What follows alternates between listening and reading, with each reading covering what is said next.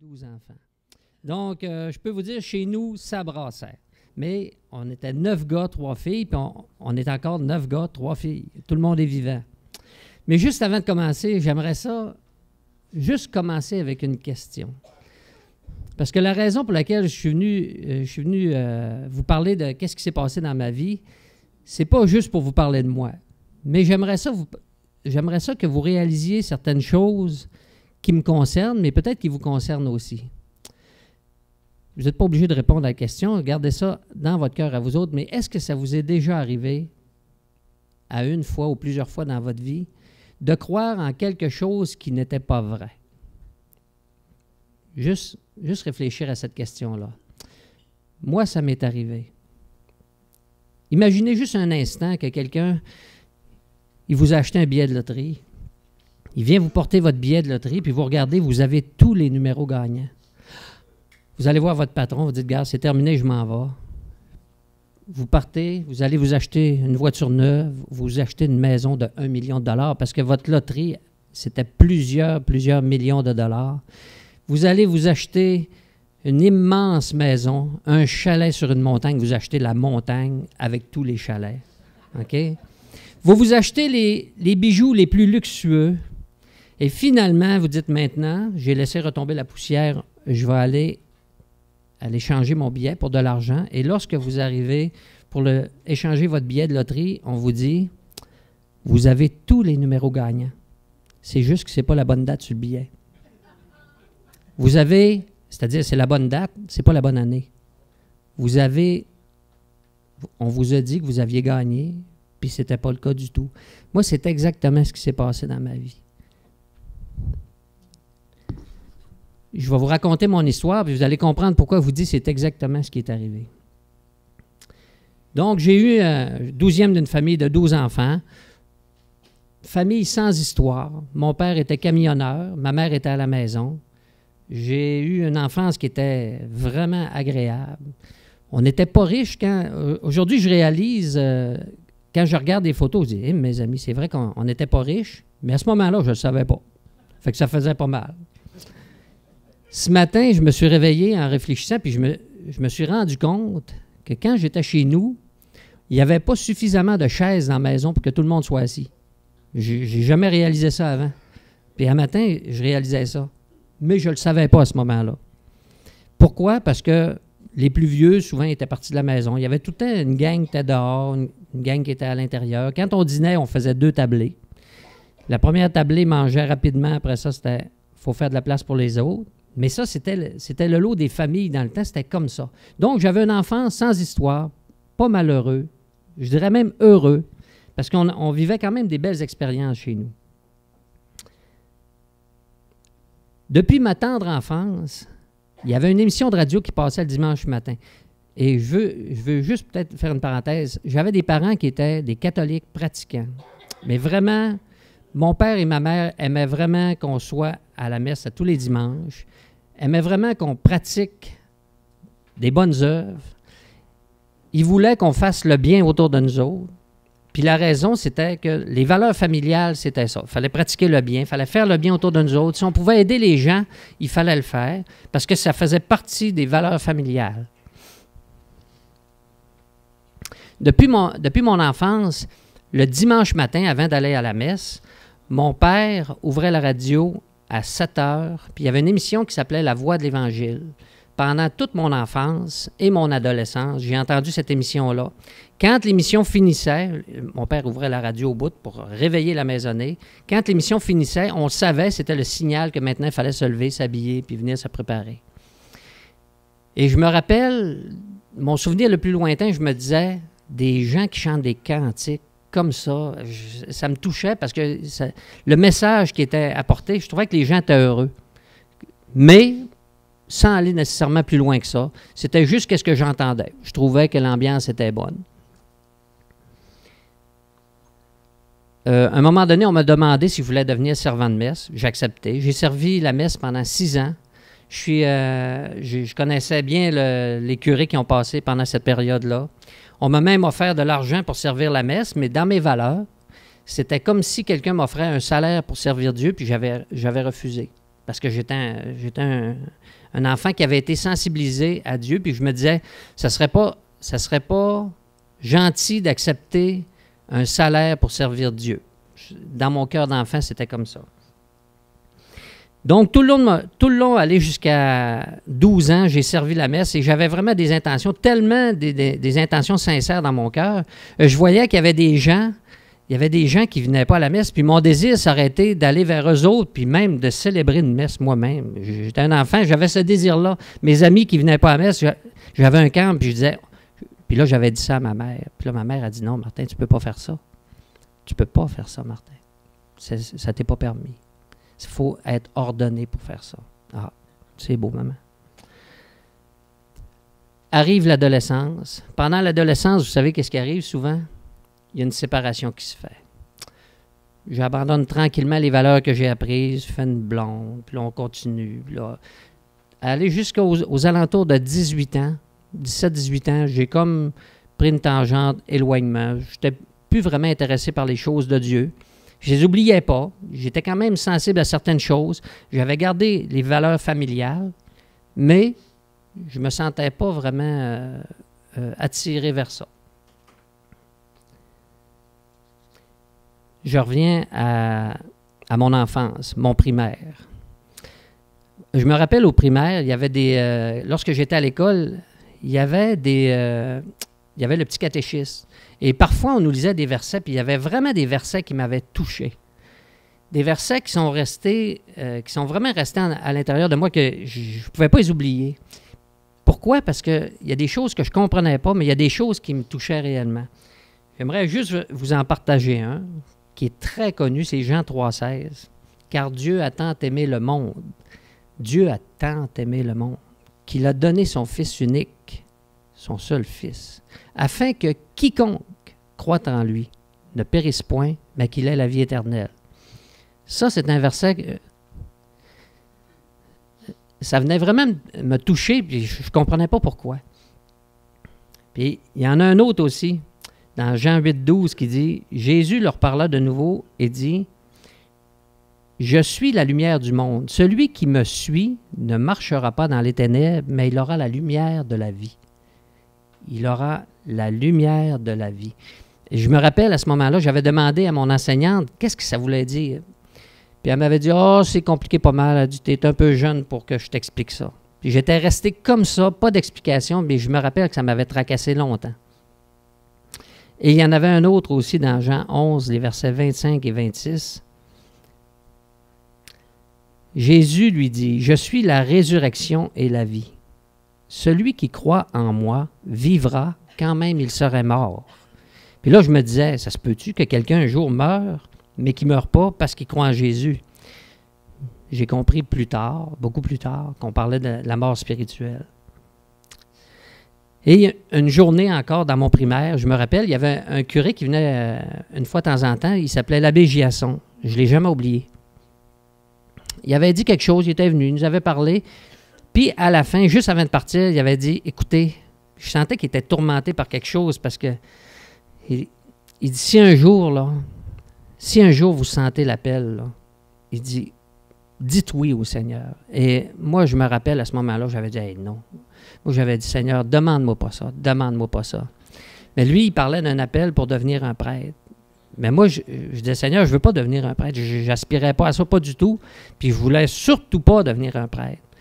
Mais je ne comprenais pas à ce moment-là que l'appel qui vient de Dieu peut être complètement différent de ce que ce curé-là offrait à ce moment-là. Les années ont passé. Mon adolescence a passé. Puis il est arrivé un événement dans ma vie qui était assez marquant. Parce que dans ma famille, on est 9 gars, 3 filles, je vous l'ai dit tout à l'heure, mais le plus vieux de mes frères, Julien, lui, je l'aimais. Julien, c'était le gars qui était fin dans la famille.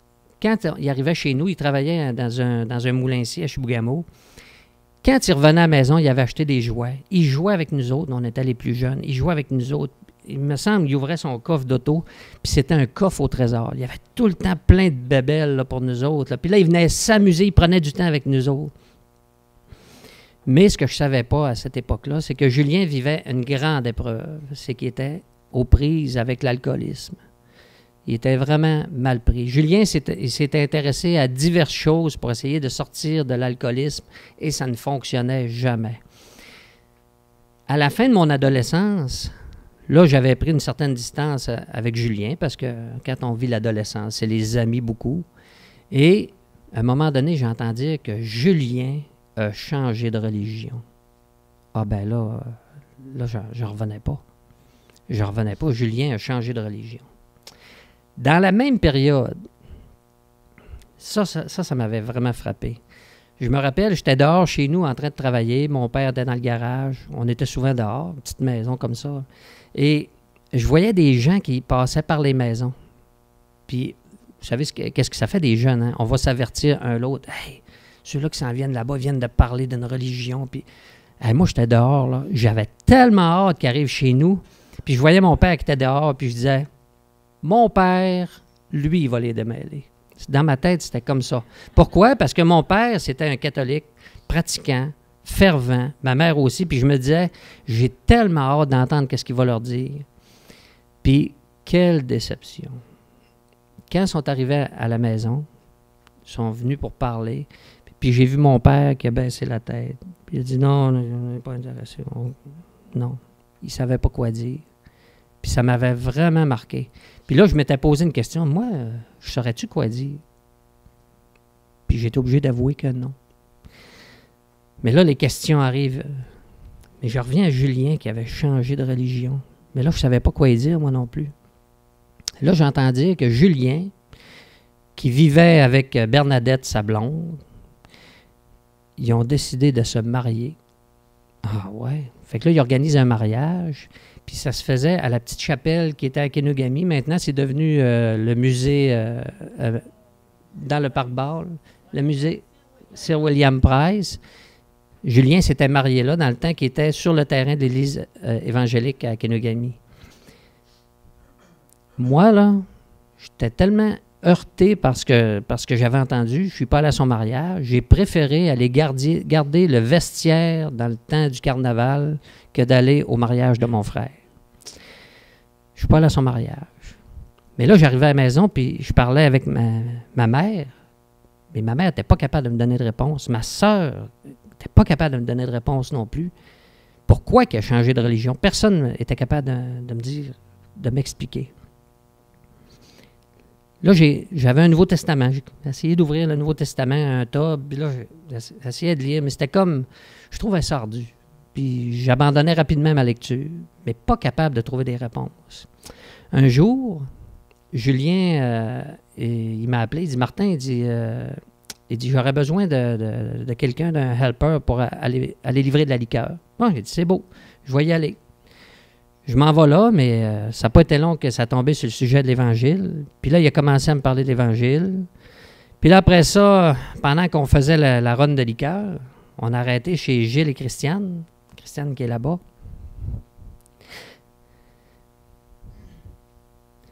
J'ai entendu parler d'Évangile, là. Je vais vous l'avouer, les premières fois, là, ça me fatiguait, là, mais ça me fatiguait parce que ça heurtait mes croyances, parce que ça venait jouer sur un terrain qui venait vraiment me bouleverser, puis j'aimais pas ça. Jusqu'à temps que, à force d'entendre, à un moment donné, j'ai dit à Julien, il dit, écoute, il dit, je vais t'avouer, là, qu'il dit que, il dit, moi, là, je trouve ça lourd. Sincèrement, là, Julien, je trouve ça lourd. Je trouve, vous me parlez beaucoup, puis Gilles, puis Christiane, ils insistaient, puis Julien, puis Bernadette, ils insistaient, puis il disait, Julien, je trouve ça vraiment lourd. Julien, il m'a dit, Martin, il dit, c'est correct que tu me le dises, mais il dit, quand tu vas arriver chez nous à la maison, ben, chez vous, parce que là, on ne restait pas en même place, il dit, quand tu vas arriver chez vous, là, prends le temps, arrête-toi, puis demande à Dieu de t'éclairer.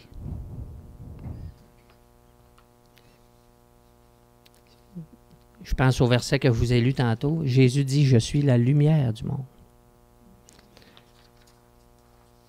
C'était-tu normal que ce soit lui qui m'éclaire? Je pense que c'était bien normal que ce soit lui qui m'éclaire.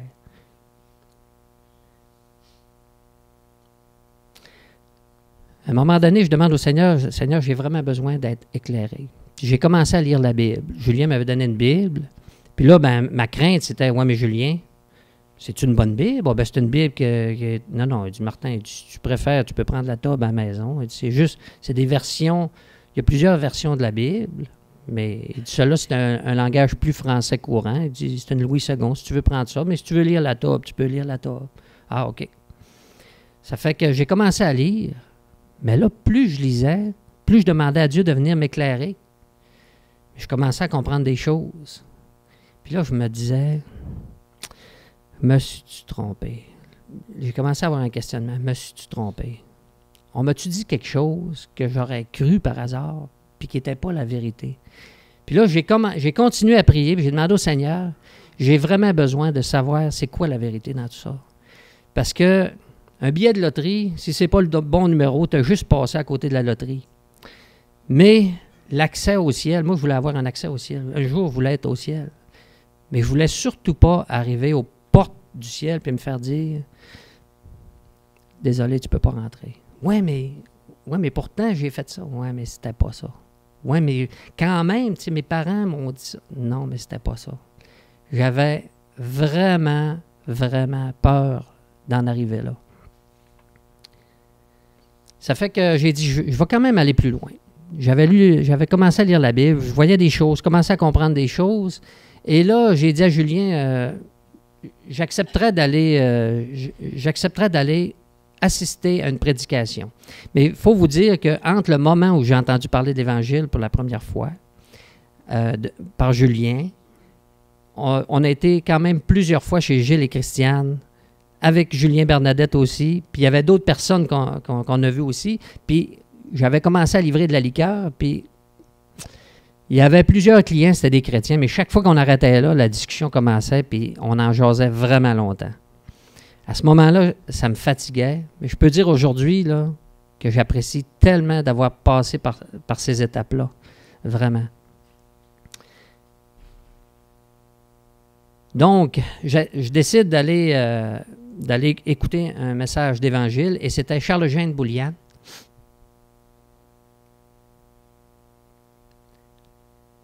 Excusez-moi, quand on parle au micro, je ne sais pas pourquoi, il y a tout le temps un petit peu d'émotion qui monte, OK? Et c'était M. Charles-Eugène Boulian, il est décédé aujourd'hui, et je me rappelle, juste avant d'entrer, Julien, il m'a dit, « Martin, surprends-toi pas.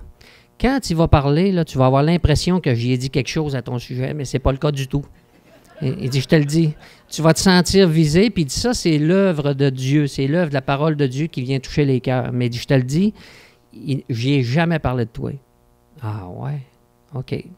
Et effectivement, M. Boulian commence à parler, puis M. Boulian avait le don d'évangéliste. Quand il a commencé à parler, dès les premières paroles, je me suis senti visé. Je me sentais pas condamné, je me sentais quelqu'un qui était appelé, je veux t'offrir quelque chose, je veux t'offrir quelque chose. Mais moi, j'étais assis complètement en arrière. Puis M. Boulian, avec la vue qu'il a, je ne suis pas sûr qu'il m'a vu. Mais je sentais tellement cette invitation-là, mais je ne sentais pas qu'elle venait de M. Boulian. Je sentais qu'il y avait quelqu'un de plus grand que lui qui m'invitait. Mais j'avais quand même une réserve parce que j'avais peur de me faire enfirouaper. Puis je pense que c'est le cas de plusieurs personnes. Puis aujourd'hui, avec tout ce qui se passe, c'est tout à fait normal de se sentir « à ta peu ». Je ne veux pas embarquer dans n'importe quoi. Finalement, je n'ai jamais embarqué dans rien. Peu de temps après ça, je veux travailler. Il n'y a pas d'ouvrage ici. Puis j'ai un de mes amis qui m'offre d'aller en Ontario. Il dit, Martin, j'ai un de mes amis qui est en Ontario. Ils ont de l'ouvrage en masse. Ils ont besoin de soudeurs. Parce que là, à ce moment-là, j'avais étudié en mécanique auto. J'avais fait 2 ans de mécanique auto, plus une 3e année. Puis là, j'avais fait... Dans ce temps-là, on commençait nos métiers à 14 ans. J'avais un DEP en soudure, puis là, il y avait besoin de soudeurs en Ontario. On avait un endroit pour être logé. Je pars. Je décolle avec mon chum, on s'en va en Ontario. J'arrive là-bas, la première chose, c'était à Elliott Lake. C'était une ville champignon qui appelait, parce que là, il faisait du développement minier, puis là, il commençait à avoir quelques maisons qui se bâtissaient, mais il y avait beaucoup de parcs de roulotte des contracteurs. La première chose qui arrive quand je débarque là, il y a quelqu'un qui m'offre une carte d'affaires. C'était une carte d'affaires d'une maison de débauche. Ils ont dit, si tu as besoin. Mais moi, j'avais commencé à lire la Bible. Là, j'étais là. Ah, non, j'ai remis sa carte. Là, je ne savais pas où j'allais dormir. On s'en va dans un parc de roulottes. Puis là, je m'en vais dormir dans une roulotte. On était une vingtaine, des gars puis des filles. J'ai été là une semaine de temps. Tous les jours, tous les matins, à première heure, je m'en allais. Puis de la façon que ça fonctionnait, là-bas pour l'embauche, c'est que les gens, il y avait le contremaître qui venait, puis il disait, toi, je te prends, toi, je te prends, toi, je te prends, toi, je te prends, toi, je te prends, les autres, j'ai pas d'ouvrage pour vous autres. Moi, ils ne me connaissaient pas. Tous les matins, j'allais là, puis je disais, moi, je suis soudeur, Toi, je te prends, toi, je te prends, toi, je te prends, toi, je te prends, les autres, j'ai pas d'ouvrage. Tous les matins, je retournais. Pendant le jour, je faisais le tour de la ville à pied parce qu'Elliott Lake, c'était tout petit à ce moment-là. Je faisais le tour de la ville en cherchant, voir s'il n'y aurait pas de l'emploi. Mais au bout d'une semaine, j'ai bien compris que moi, je n'étais pas connu. Le travail, l'ouvrage avait fait ça d'un coup sec, que je ne pourrais pas rester là indéfiniment, puis il me restait suffisamment d'argent pour revenir sans manger. Ça fait que là, j'ai décidé de prendre le bus puis revenir. Et lorsque je suis arrivé ici, Julien il a dit « Martin, j'aurais vraiment besoin de quelqu'un. » Puis là, ma sœur était venue demeurer chez ma mère parce que mon père était décédé entre-temps. Ma sœur était venue habiter chez ma mère. C'est elle qui prenait possession de la maison avec ses 4 enfants. Donc, j'avais comme un peu perdu mon lit. Mon frère, il m'offrait d'aller travailler pour lui et de m'héberger. J'aurais eu ma chambre là. Fait que j'ai dit « OK. » Et là, j'ai commencé à travailler pour Julien. Mais là, j'ai commencé à lire de plus en plus. Et j'ai commencé à fréquenter l'Église puis à comprendre de plus en plus.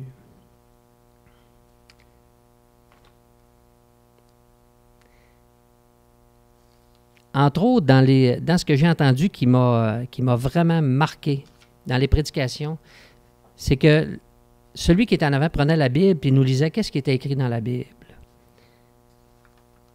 Et un des versets qui m'avait frappé, c'est Jésus a dit « Je suis le chemin, je suis la vérité, je suis la vie.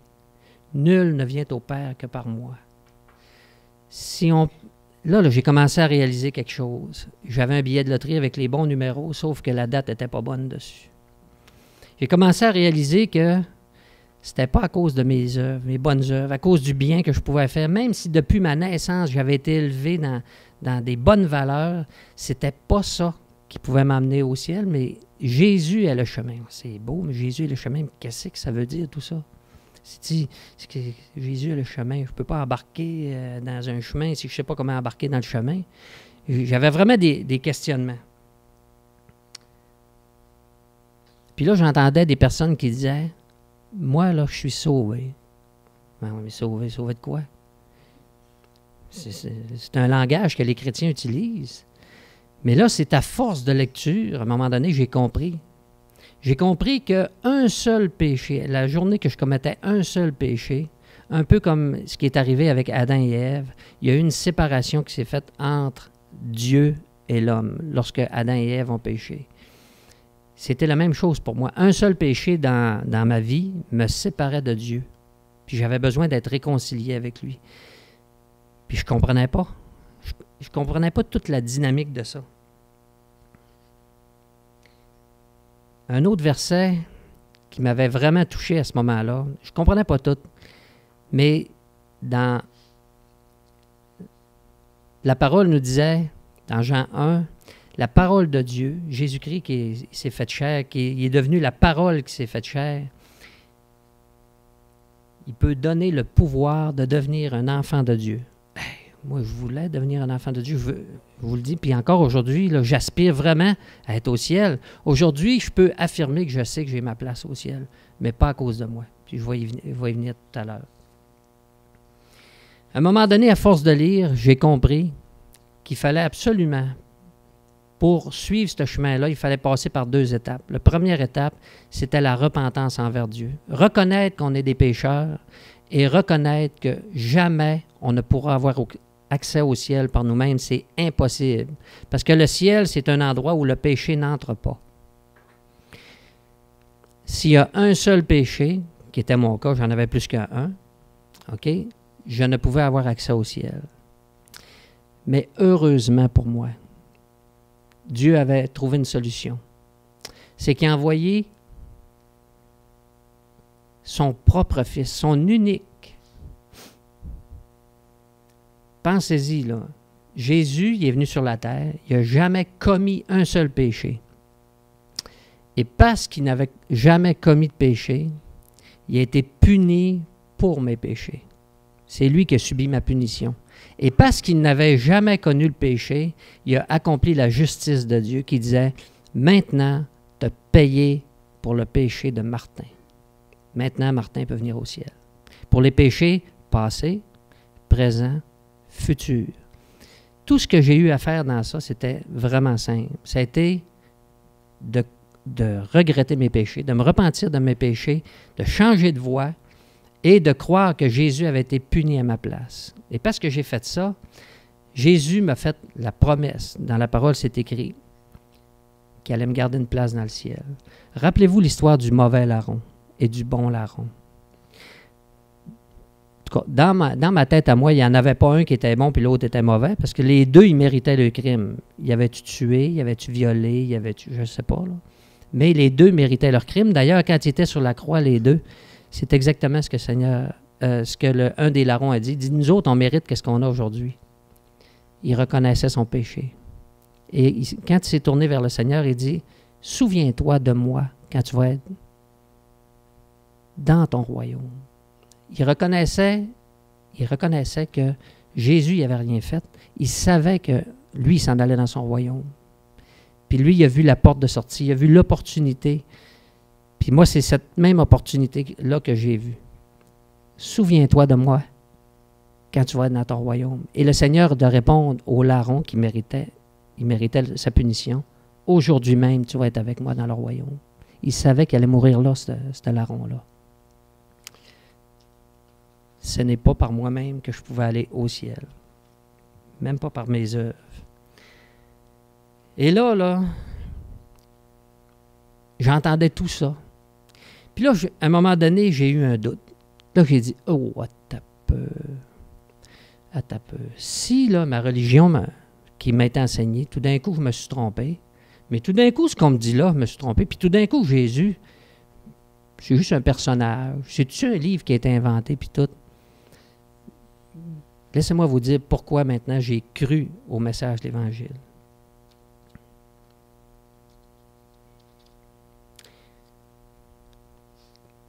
Longtemps, depuis près de 4000 ans, la venue de Jésus-Christ a été annoncée.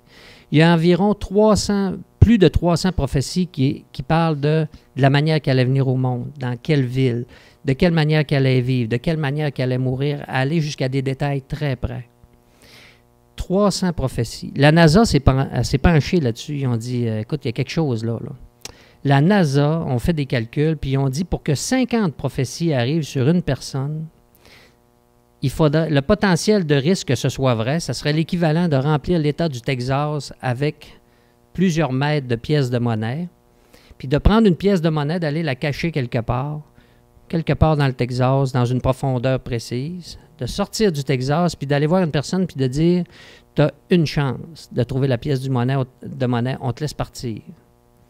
Si vous pensez que vous avez des chances de gagner à 6,49, dites-vous qu'à cette loterie-là, vous avez 0 chance de gagner.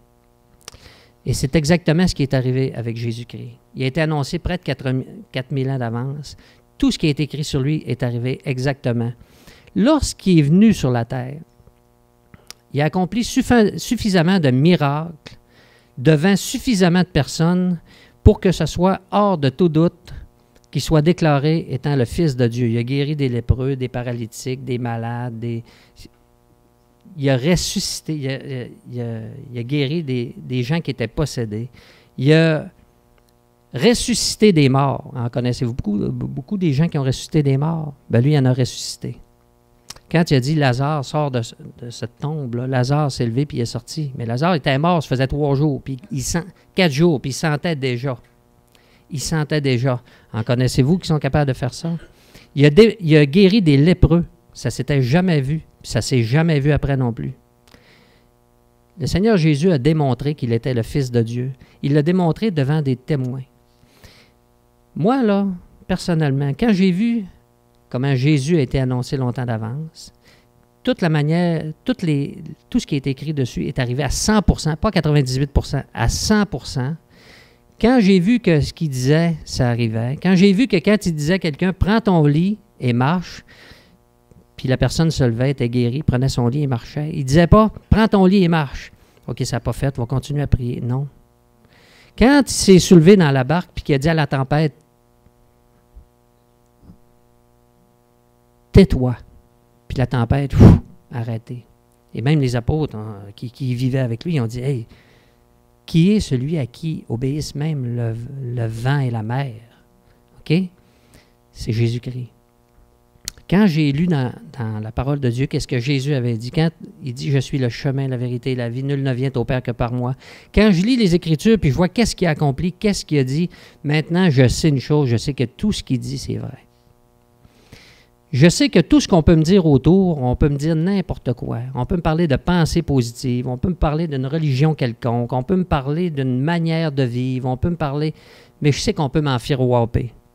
Mais quand je vois la manière que Dieu, dans sa manière d'agir avec son Fils, de l'annoncer longtemps d'avance, de lui permettre d'agir au travers d'un paquet de témoins, des centaines de témoins, quand il déjoue les sages et les intelligents pour révéler sa volonté à ses enfants, moi je me dis, là, il y a sagesse en arrière de ça, une sagesse qui est beaucoup plus grande que ce que la terre peut porter. Quand je vois dans les Écritures que la place entière ne pourrait porter l'ensemble des écrits de ce que Jésus a fait, la place entière ici, on remplirait ça de livres, juste des actes que Jésus a fait, puis c'est un fait, il y avait des témoins. Quand on voit que Jésus, la manière qu'il est né, il a déjoué tous les plans des rois. Quand on voit qu'il était mort, on l'a mis dans une tombe, on a roulé une pierre suffisamment pesante pour dire les disciples ne viendront pas le chercher. On ne prendra pas de chance, on va mettre des soldats en avant. Quand on voit que le lendemain, la pierre a été roulée, les soldats ils ont été extrêmement effrayés, puis ils n'ont surtout pas dit un mot. Puis quand on voit que le Seigneur n'était plus là, quand on voit qu'il est apparu aux disciples, quand on voit qu'il s'est présenté devant une foule après sa résurrection, quand on voit qu'il y avait encore les traces dans les mains et les pieds de sa crucifixion, puis quand on voit qu'il a été enlevé dans le ciel devant une foule, c'est pas quelqu'un qui est arrivé et dit « Hey, vous ne savez pas ce qui est arrivé, hein? » Non, il l'a fait devant une foule. Tout ça a été fait pour une chose.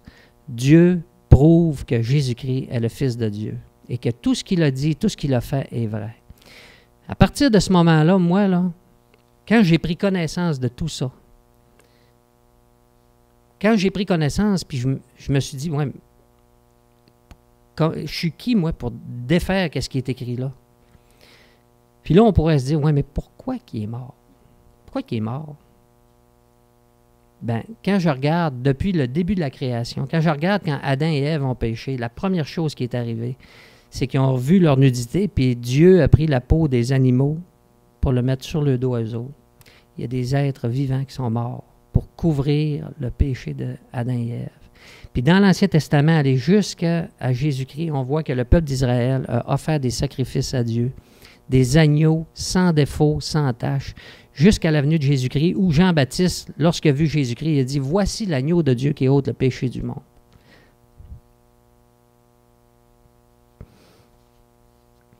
Les agneaux de l'Ancien Testament étaient une figure de Jésus-Christ. Voyez-vous comment Dieu n'a rien laissé au hasard. Il nous a laissé des images, il nous a laissé des écrits, il nous a laissé des preuves, il nous a laissé des faits.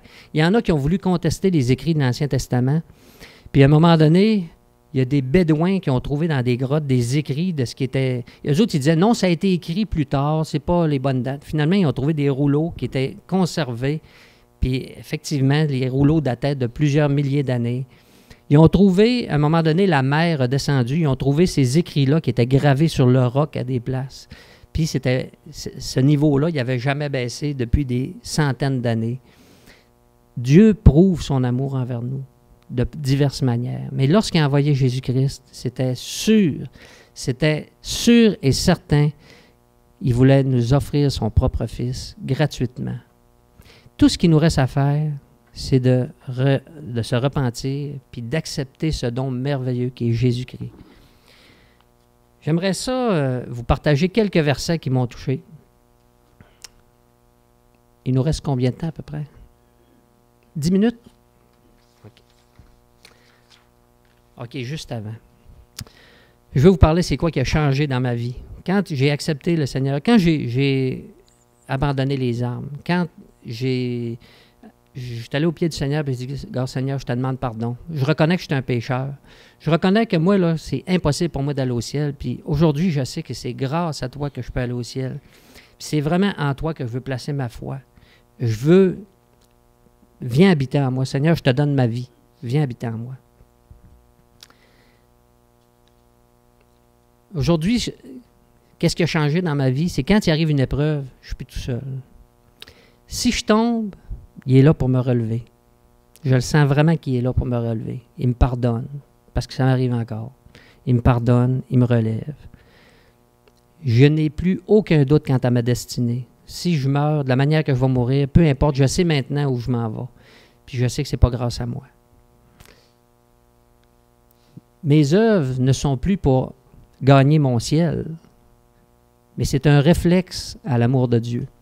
Quand je fais quelque chose, c'est parce qu'il y a quelque chose qui déborde en moi. Je sens l'amour de Dieu, puis j'ai envie de le partager, cet amour-là.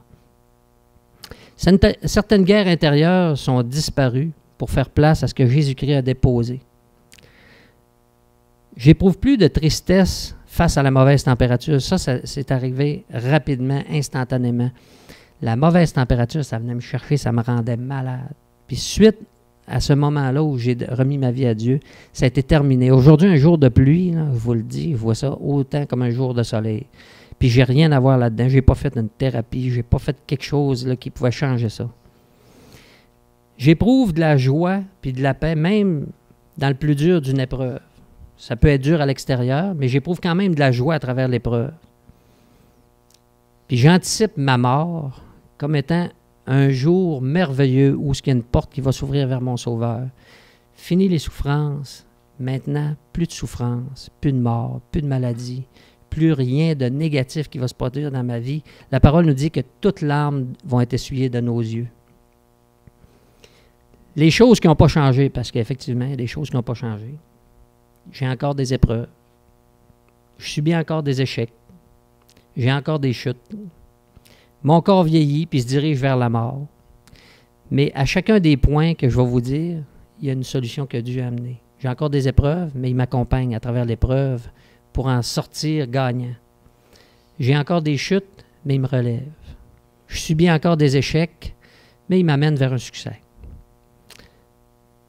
Je ne pourrai jamais mériter ni gagner mon ciel. Ça n'a pas changé. Jésus-Christ, qui avait triomphé même sur la mort, il est ressuscité parce que la mort ne pouvait pas le garder, bien ça n'a pas changé. Il a subi la punition pour le mal que j'ai fait. Ça n'a pas changé non plus. J'avais juste à le saisir, je ne l'avais pas saisi. Il me pardonne. Ça n'a pas changé. Quand je lui demande pardon, il me pardonne. Je croyais vraiment avoir le billet gagnant pour aller au ciel. On m'avait dit, Martin, si tu fais le bien, tu vas aller au ciel. Vous l'avez sûrement déjà entendu.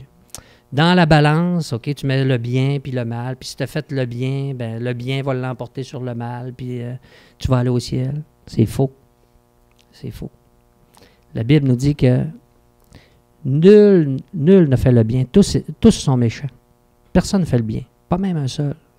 On ne peut pas faire le bien toute notre vie. À quelque part, on a raté la cible à quelque part. Puis on devient ennemi de Dieu en faisant ça.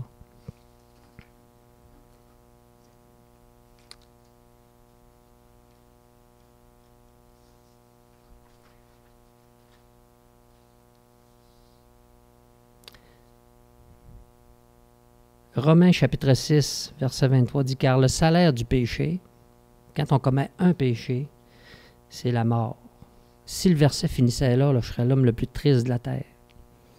Mais le don gratuit de Dieu, ça veut dire ce qu'il nous offre aujourd'hui, le don gratuit de Dieu, c'est la vie éternelle en Jésus-Christ, notre Sauveur, notre Seigneur. Luc chapitre 13, les versets 1 à 5, il nous parle de deux événements qui sont arrivés au temps de Jésus. Il y a eu la tour de Siloé qui est tombée sur les travailleurs. Ça avait fait plusieurs morts. Après ça, il y a eu un sacrifice que le roi il avait mêlé le sang des sacrifices avec le sang de certaines personnes de la population, puis ça avait été un événement tragique. Puis je pensais à ce qui était passé aux États-Unis il y a quelques jours. Je pensais à l'ouragan qu'on a vu de catégorie 5 dernièrement. Je pensais à tous les événements tragiques qui se sont passés. Je réfléchissais à ça, puis je disais, on aurait pu les écrire là. Mais à chacun, là, les apôtres, ils venaient vers le Seigneur, puis ils disaient, « Hey, t'as-tu su, Seigneur, qu'est-ce qui est arrivé à Tour de Siloé? » Puis, « Hey, t'as-tu su, Seigneur, qu'est-ce que Pilate a fait avec le sang des sacrifices? » Puis le Seigneur écoutait, puis c'est sa réponse qui m'a frappé. Il leur répondit, « Croyez-vous que ces Galiléens fussent de plus grands pécheurs que tous les autres Galiléens parce qu'ils ont souffert de la sorte? » Puis des fois, on a tendance à avoir un jugement sur ceux-là qui souffrent, en disant, « Ah, ça, c'est un jugement de Dieu. » Le Seigneur Jésus répond, « Non, je vous le dis. Mais si vous ne vous repentez, vous périrez tous également. » Le Seigneur Jésus a pris le focus que les gens avaient sur un événement, puis il l'a ramené sur un événement qui est beaucoup plus tragique que ça. Si vous ne vous repentez, vous périrez tous également. Ce n'est pas dans le but de faire peur qu'il faisait ça. C'était dans le but de dire, voici ce qui s'en vient. Là. La mort s'en vient peut-être bientôt pour vous. Là. Si vous ne vous repentez, vous périrez tous également. Dieu se laisse trouver. Dieu pourrait, dans sa sagesse, il pourrait être à côté de nous autres, puis on ne le verrait pas. Il a fait que tous les hommes, dans les Actes 17, il a fait que tous les hommes, sortis d'un seul sang, habitaient sur toute la surface de la terre, ayant déterminé la durée des temps et les bornes de leur demeure. Il a voulu qu'ils cherchassent le Seigneur et qu'ils s'efforçassent de le trouver en tâtonnant, bien qu'il ne soit pas loin de chacun de nous, car en lui, nous avons la vie, le mouvement et l'être. Okay? C'est en Jésus-Christ, en Dieu, qu'on a la vie, le mouvement et l'être. Il vit à côté de nous autres, mais il veut qu'on s'efforce de le trouver. Il est juste à côté. Forcez-vous pour me trouver. Vous allez voir, vous allez me trouver. Je me laisse trouver. C'est ça qu'il est en train de nous dire. Un ciel impossible à accéder par nous-mêmes. Jésus dit à ses disciples, « Je vous le dis en vérité, un riche entrera difficilement dans le royaume des cieux. » Je vous le dis encore, il est plus facile à un chameau de passer par le trou d'une aiguille qu'à un riche d'entrer dans le royaume de Dieu. Puis je peux vous dire, là, ici ce matin, on a un déjeuner, là, on a des moyens de transport, on est tous considérés comme riches. Parce qu'en Israël, quelqu'un qui était riche dans le temps, il n'y avait pas ce qu'on a aujourd'hui. Pour plusieurs. Et là, le Seigneur est en train de leur dire, c'est plus facile à un chameau de passer par le trou d'une aiguille que d'entrer dans le royaume de Dieu. Les disciples ayant entendu cela furent très étonnés et dirent, « Oui, mais qui donc peut être sauvé? » Jésus les regardait et leur dit, « Aux hommes, cela est impossible. » Je le répète, OK? Aux hommes, cela est impossible. Et moi, là, ça, là, mes bonnes œuvres, là, ils ont pris le bord là-dessus. Là. Mais à Dieu, tout est possible. 1 Jean, chapitre 5, les versets 11 à 13. Où trouver la vie éternelle? Moi, je voulais la trouver. Je la voulais vraiment, cette vie éternelle-là. Et voici ce témoignage. C'est que Dieu nous a donné la vie éternelle et que cette vie est dans son Fils. Celui qui a le Fils a la vie. Celui qui n'a pas le Fils de Dieu n'a pas la vie. Je vous écris ces choses afin que vous sachiez que vous avez la vie éternelle, vous qui croyez au nom du Fils de Dieu. C'est une promesse, là. Moi, je le voulais vraiment, ça. Je voulais Jésus-Christ. Maintenant, je voulais que Jésus-Christ vienne habiter à l'intérieur de moi, puis c'est ce que j'y ai demandé. Ouais, mais c'est à cause que je faisais des bonnes œuvres, puis y aurait-il un autre moyen? Acte chapitre 4. Il n'y a de salut en aucun autre, car il n'y a sous le ciel aucun autre nom qui a été donné parmi les hommes par lequel nous devions être sauvés. Si vous pensez qu'un saint, si vous pensez qu'une autre religion, si vous pensez que peu importe, peut vous donner la vie éternelle, la Bible affirme complètement le contraire. Un seul nom qui a été écrit dans le ciel et c'est le nom de Jésus-Christ. Oui, mais si je faisais le bien depuis ma naissance, Éphésiens chapitre 2 nous dit, car c'est par la grâce. La grâce, c'est quelque chose qu'on ne mérite pas. C'est par la grâce que vous êtes sauvés, par le moyen de la foi. Et cela ne vient pas de vous, c'est le don de Dieu. Ce n'est point par les œuvres, afin que personne ne se glorifie. Ce n'est point par les œuvres, afin que personne ne se glorifie. Je ne peux pas me glorifier, ce n'est pas par les œuvres. La raison qui me pousse à vous parler aujourd'hui, Nous faisons donc les fonctions d'ambassadeurs pour Christ. Une fois qu'on a accepté Jésus-Christ, ce n'est pas de faire la promotion de nous autres mêmes. On fait la fonction d'un ambassadeur. Aujourd'hui, je viens à titre d'ambassadeur pour Jésus-Christ. Comme si Dieu exhortait par nous, nous vous en supplions, au nom de Christ, soyez réconciliés avec Dieu. Et c'est mon encouragement ce matin. La raison pour laquelle je suis venu ici aujourd'hui, c'est si vous reconnaissez que vous êtes un pécheur, je vous en supplie, soyez réconciliés avec Dieu par Jésus-Christ. C'est le seul, l'unique. C'était là les quelques lignes de mon témoignage. Je vous remercie de m'avoir écouté. Rappelez-vous pas de Martin, rappelez-vous de Jésus-Christ. C'est lui, c'est le seul.